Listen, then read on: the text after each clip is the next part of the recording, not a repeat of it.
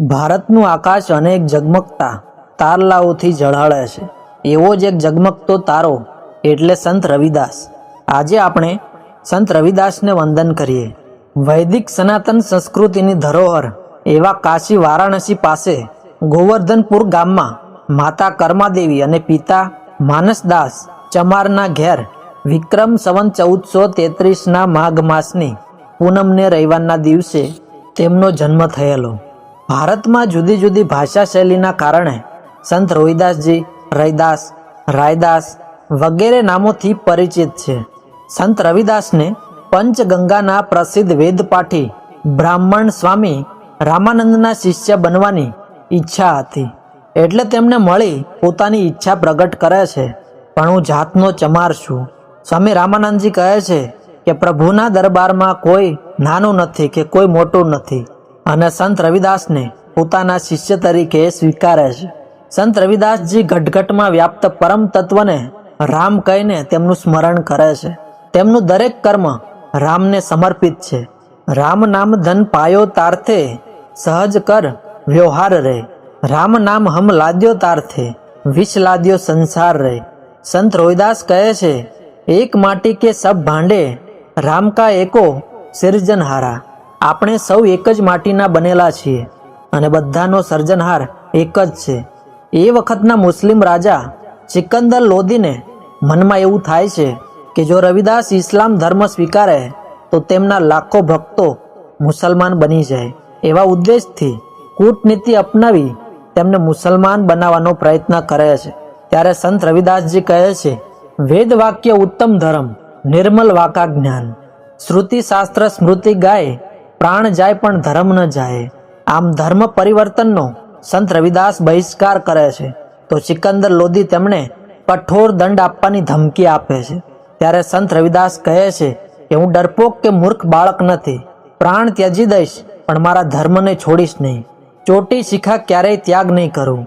તું ઈચ્છે તો ગરદન પર તલવારનો ઘા કર કે સિંધુની વચ્ચે ડૂબાડી દે, તો પણ હું મારા વૈદિક સનાતન ધર્મને છોડીશ નહીં.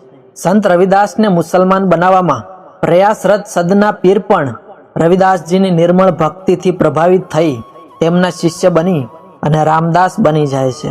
પોતાનું સ્વકર્મ પગરખા બનાવવાનું કામ કરતા કરતા ભક્તિભાવપૂર્ણ અનેક પદોની રચના કરી અને જાતિભેદને દૂર કરવા સમાજને ભક્તિ માર્ગે પ્રબોધન કર્યું હતું. તેઓ એક પદમાં લખે છે કે જાતિ એક નામે એક હી ચિહ્ન, દેહ અવયવ કોઈ નહીં ભિન્ન. કર્મ પ્રધાન ઋષિ મુનિ ગાવે, યથા કર્મ ફલ તે સહી પાવે. જીવ કે જાતિ બરન ફૂલ નહીં, જાતિ ભેદ હે જગમૂર્ખાઈ. નીતિ સ્મૃતિ શાસ્ત્ર સબ ગાવે, જાતિ ભેદ સઠ મૂઢ બતાવે. જીવની કોઈ જાતિ નથી, નથી વર્ણ કે નથી કુળ. ઋષિ મુનિઓએ વર્ણને કર્મ પ્રધાન બતાવ્યા છે. આપણા શાસ્ત્રો પણ એમ કહે છે, જાતિ ભેદની વાત મૂઢ અને શઠ લોકો કરે છે.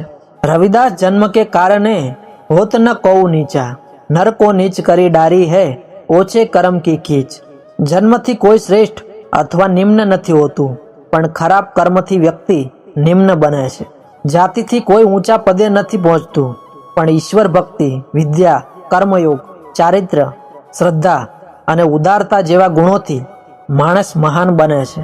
અબ કેસે છૂટે રામ રટ લાગી, પ્રભુજી તુમ સ્વામી હમ દાસા, એસી ભક્તિ કરે રવિદાસા.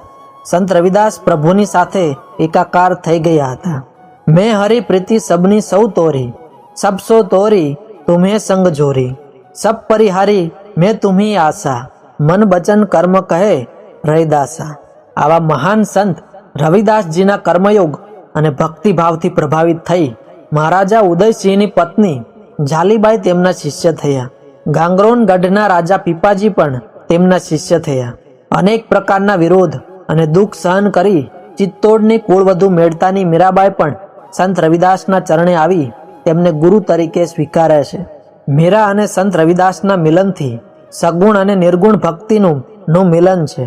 ચિત્તોડના મંદિરની પ્રાણ પ્રતિષ્ઠા માટે ચિત્તોડના રાણા સંત રવિદાસને બોલાવી તેમનું સન્માન કરી અને પાઠ પૂજા કરે છે. એક વખત સંત રવિદાસજીના શિષ્ય તેમને ગંગા સ્નાન માટે સાથે આવવા આગ્રહ કરે છે. ત્યારે તેમણે કહ્યું, મેં આજે કોઈને પગરખા બનાવીને આપવાનું વચન આપ્યું છે, જો ગંગા સ્નાન માટે આવું તો વચન ભંગ થશે. જો મન પવિત્ર હશે તો આ કથરોટનું પાણી જ ગંગાજળ બની જશે.